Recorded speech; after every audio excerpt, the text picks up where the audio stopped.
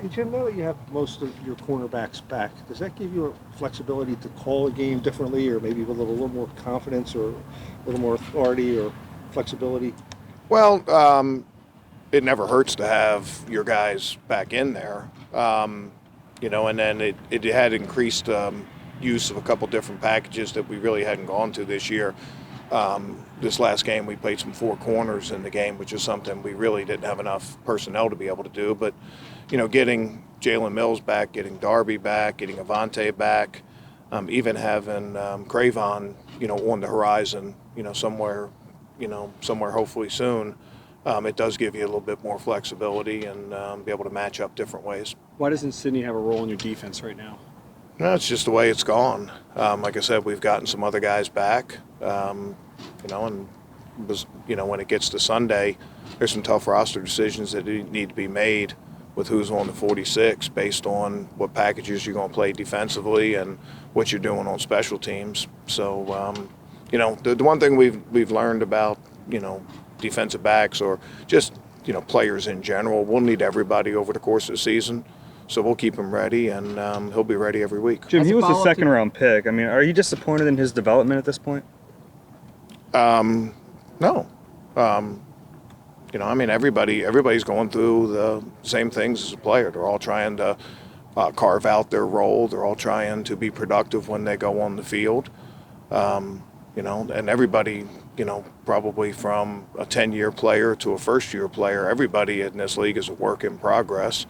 So he'll continue to work hard. We'll continue to work hard with him, and have him ready for when his number's called again. As a follow-up to the four corners, that would seem to be a look you guys can go to in the dime with Sendejo gone. What do you like about having four corners as opposed to three safeties? Well, it just allows a little bit more man-to-man flexibility where you have corners covering wideouts as opposed to safeties. But we do have some flexible safeties. Malcolm's always been able to do that. Rodney's been able to do that for us. So, it gave us a little bit more flexibility. And, it was, also sort of the tight ends, so having Trey out there, a little bit more of a wide receiver last week, so it was able to get matched up with those guys. What have you seen out of Jalen Mills since he's been back? Same stuff we've seen from him for 3 years now, 3+ years. Competitive, tough, never really backing down from a challenge. He's been a good tackler, all those things, he didn't lose any of those when he was when he was battling his way back from the injury. It's good to have his energy back on the field. Jim, when you had all the injuries, especially in the secondary, this part of the season, how many different things were you trying just to try to get things to work defensively? I mean, it seemed like you were pretty much throwing the kitchen sink out there, trying to get things. Yeah, I think part of it is finding, we went through it last year, is finding what your successful formula is going to be. And it might be different at the beginning of the year as the middle, and it might change over the course of the year. Like I said, with some of our players, they're works in progress. And, defensive scheme can be a work in progress just based on, what pieces you have, what pieces you don't, trying to find out what your formula is.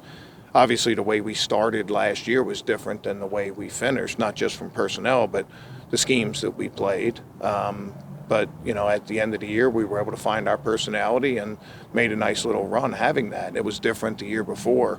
So there is a little bit of that, and it does make it a little bit more difficult when it's a different cast every single week, which we seem to be in that early in the season.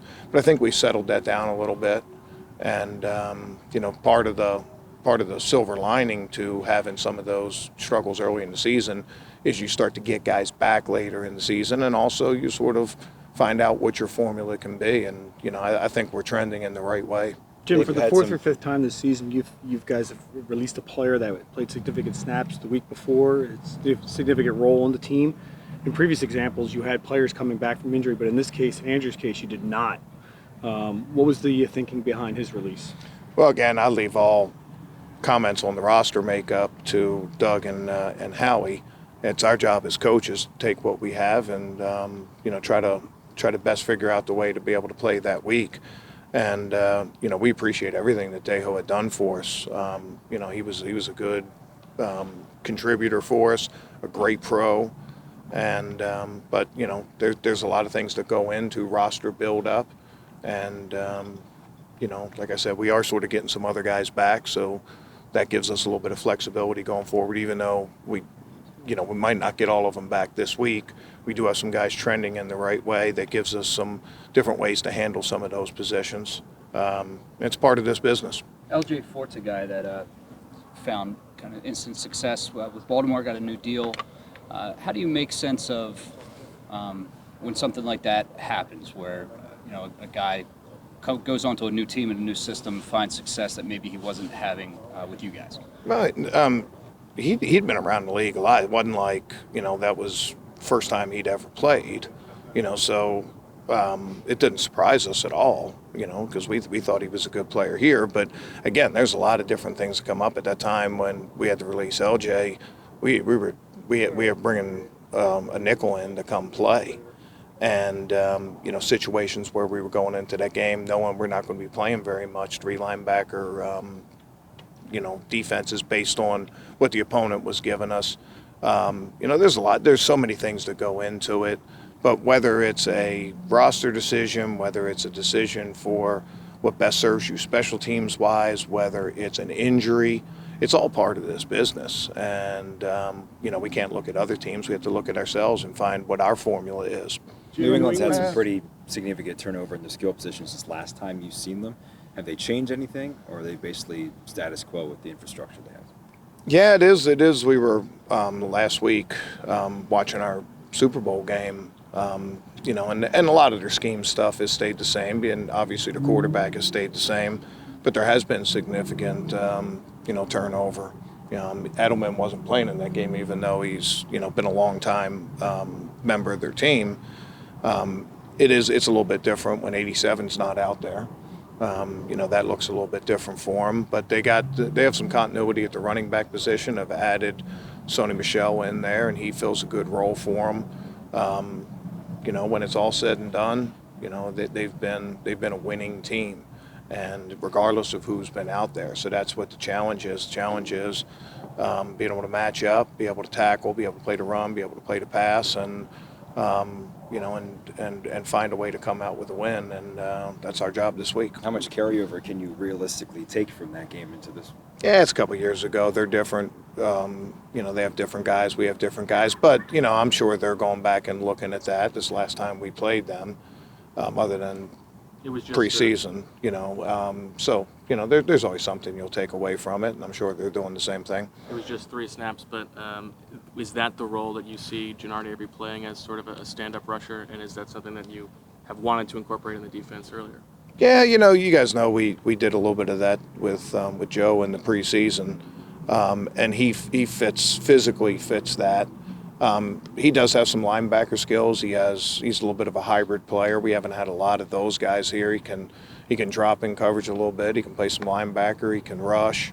We'll see where it goes. We were able to get him just a small package based on 3 days of practice last time, but week by week we'll see where it takes us. Maybe it'll be a little bit more, maybe it'll be a little bit less, but we're excited to have him, and when he did go out there, he was productive for us. Jim, from the outside looking in, you seem to have at least like to have a third safety that's a veteran. You go back to Corey or Andrew early this year.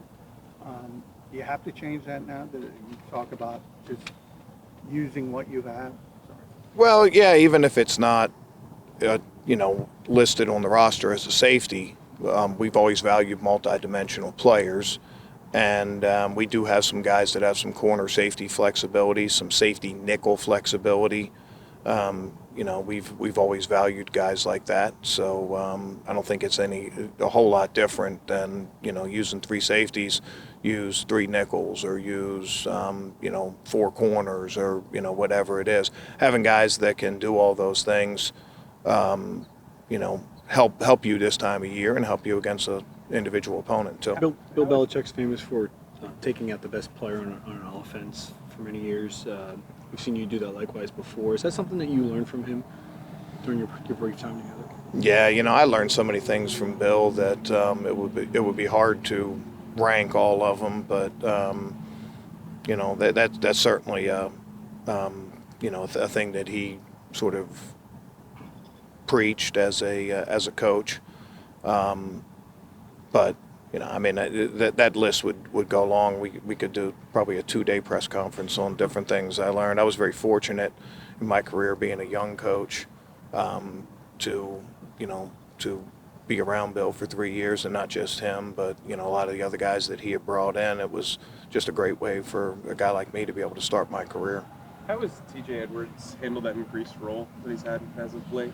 Yeah, TJ's done a good job. He hasn't played a ton. We haven't played a ton of base defense, but he's gone in. He's been a physical tackler for us. I think every week he's gotten a little bit better, and I think that's one of the things you look for from particularly young guys. They get a small role and they're able to, number one, gain some trust being in there, but number two, sort of get their feet under them and improve from week to week. And I think you see that. The biggest thing with him, he played big-time college football. He was a productive player at Wisconsin. He wasn't a drafted player, but when you watch him out there, he doesn't look out of place, and the game doesn't feel too big for him.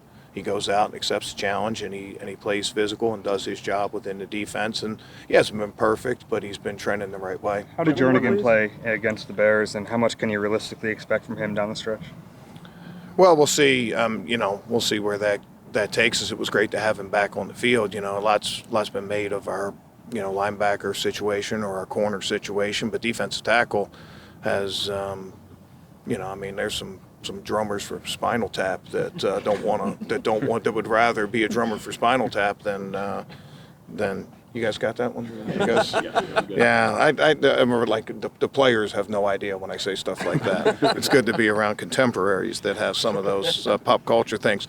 But we were a little bit star-crossed at that defensive tackle position, going into the season. Really felt good about, Malik and Timmy and Ridge, and all of a sudden we're looking at none of those three. And, it took a little while to, get some new guys in there and solidify things. But, a little bit like some of those other guys, getting those guys back on the field. There's nothing like having those contributors back on the field.